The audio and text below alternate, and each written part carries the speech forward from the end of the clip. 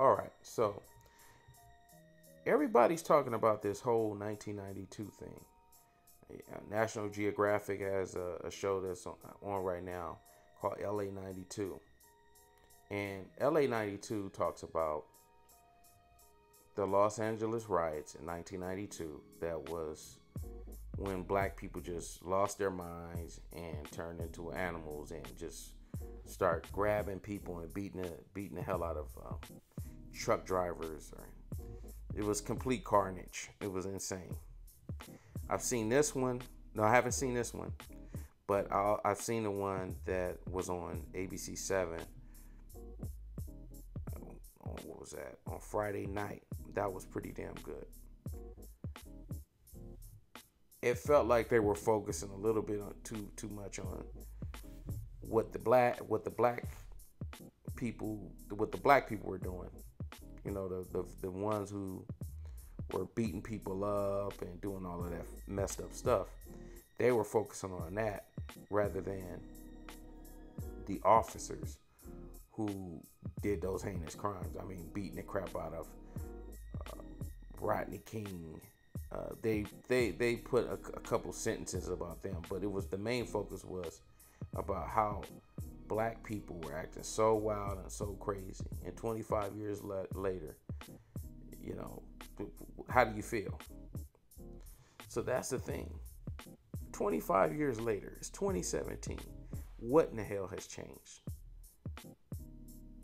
In fact, you could say it's probably worse.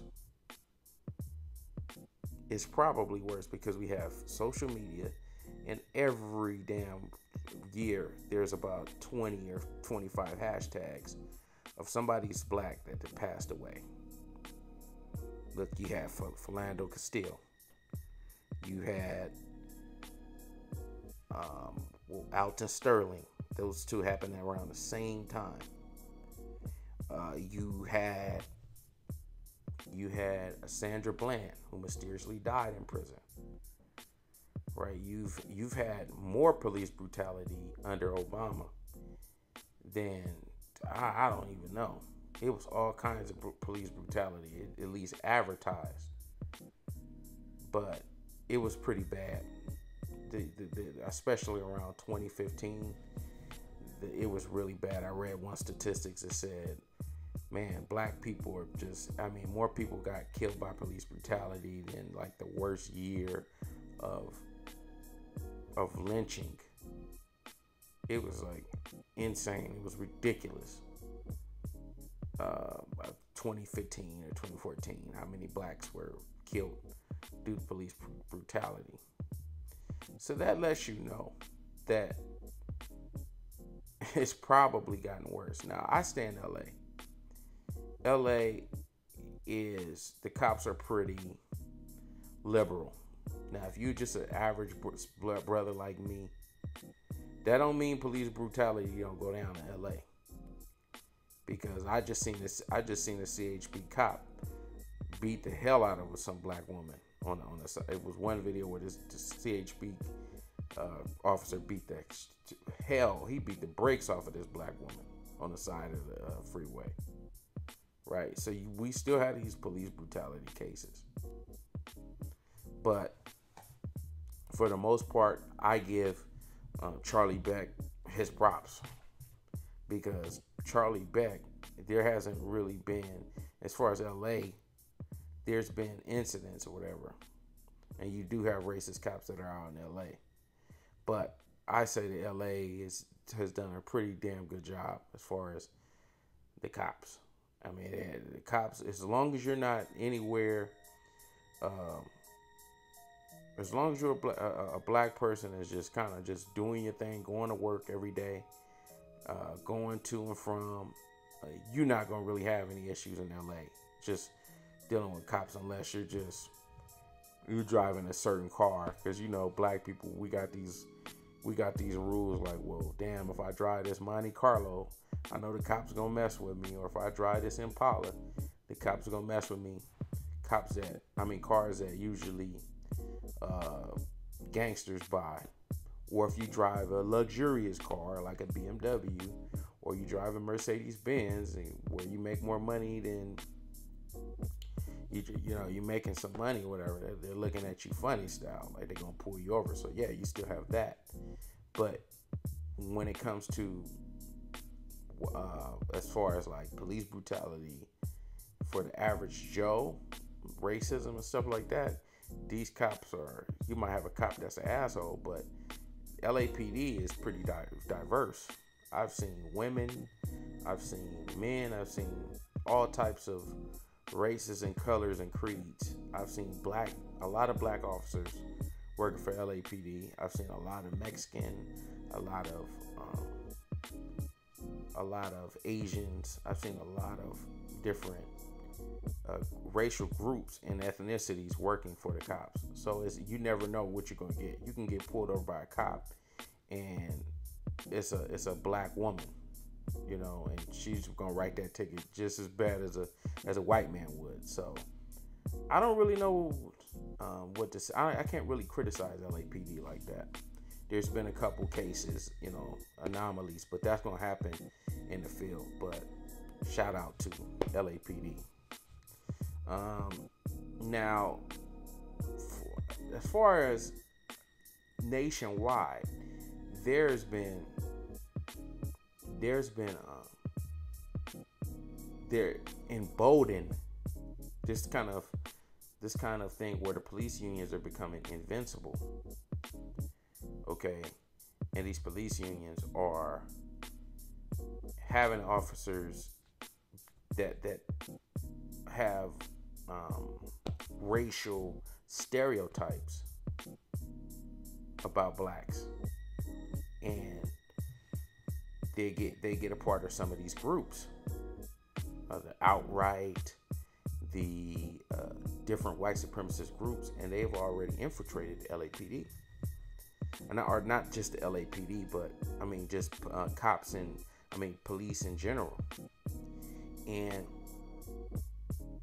I can say that cops now are even more emboldened, because you've seen people get killed on national get killed, and it's on social media everywhere in broad daylight, like a black man running from a cop with his back turned and being shot, killed in cold blood, and the man had no gun on him.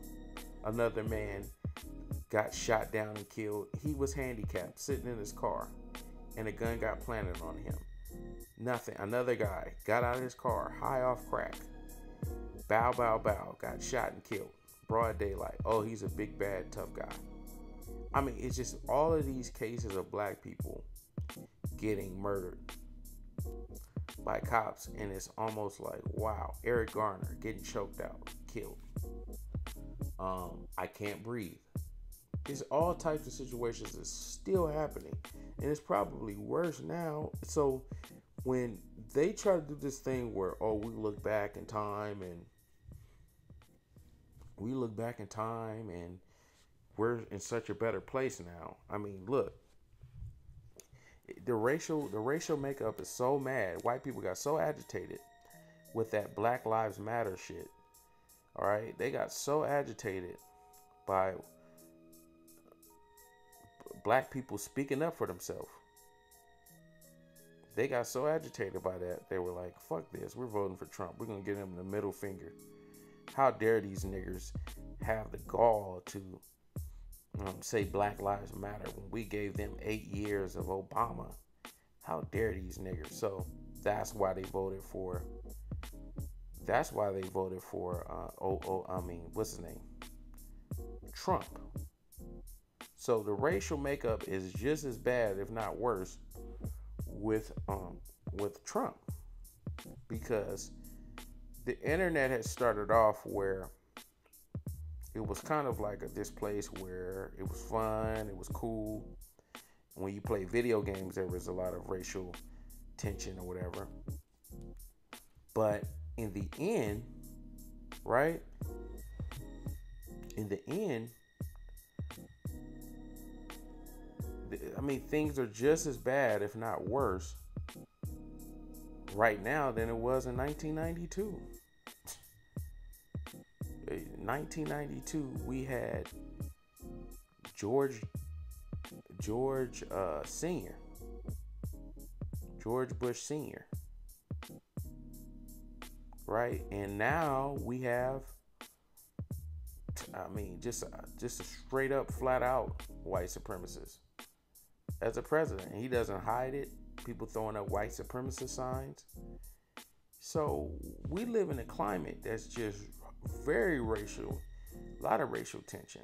It's just more covert and it's overt. It's both, right? It's to the point where a lot of the kids who were 80s babies, their parents were probably hippies when they were young, you know, hippies in the 60s and 70s, and their parents were probably baby boomers, and their parents had to do the whole covert racism thing, right? And these kids grew up and they were taught that, you know, you never say this to a black person, or race doesn't matter and we're all the same, and you shouldn't treat black people bad because we're all God's children and all of that stuff. And these kids seeing their parents' racial frustration, saying, "Oh my God, I lost my job to a nigger, or I lost my job to a Mexican slur, or whatever. I lost my job to somebody of a different race." And they seen these same parents do the whole switch it up when they get around black people, black neighbors, or black postman, or black trash man, or some of these people that are black that they come across and they're very nice to. And these kids seen it and said, well, damn, why are my parents putting on two faces? And they kind of grew up in a thing where it's like, wait, all of the internet is kind of the trolls thing. It was slowly festering. And the internet, people kind of wrote off like, oh, that's just a thing where it's the internet. It's not real. It's not really reality. And now it's a lot of kids who were under those baby boomers, these white baby boomers, who are like, F that. If black people could be proud of their race, I should be able to be proud of my race too. And they're joining outright. You have more people that are more, hey, look, I'm not gonna hide it. They got the Trump bumper stickers, and they'll tell you right to your face, I'm not a racist. I'm not a racist. I got a granddaughter that's black, or I got this and this and that.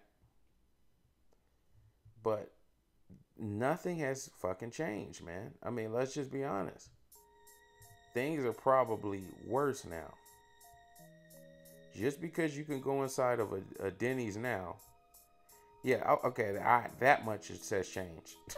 Because Denny's in 1992 was a no-no if you was a black person. Now, I remember I was 8 years old. And I was like, shit, I knew. Like, going inside Denny's, it was like, oh, man. You had to feel that tension. But going inside of Denny's now, it's a little bit better. I don't feel the racial tension going inside of a Denny's. And there was a lawsuit, I guess, that Denny's had settled in the 90s. But other than Denny's, what the hell has changed? Just because you can walk inside of a Denny's now instead of 1992, you can walk to a white person's establishment. What's really changed? And that's just a question that I have to pose to most of my followers is what has really changed? Or if you're hearing me the first time, what has really changed?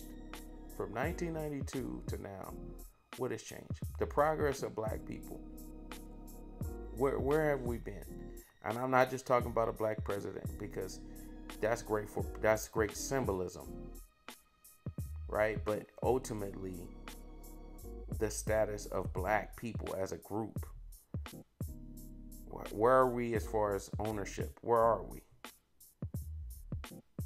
Right? I mean, come on. I think Michael Jordan is probably one of the richest people in 1992. And 2017, he's one of the richest blacks in 2017. the richest black in 2012. I mean, the richest black in 1992 and the richest black in 2017. I'm trying to figure out what's changed. So that concludes this video, and I'm out. Peace.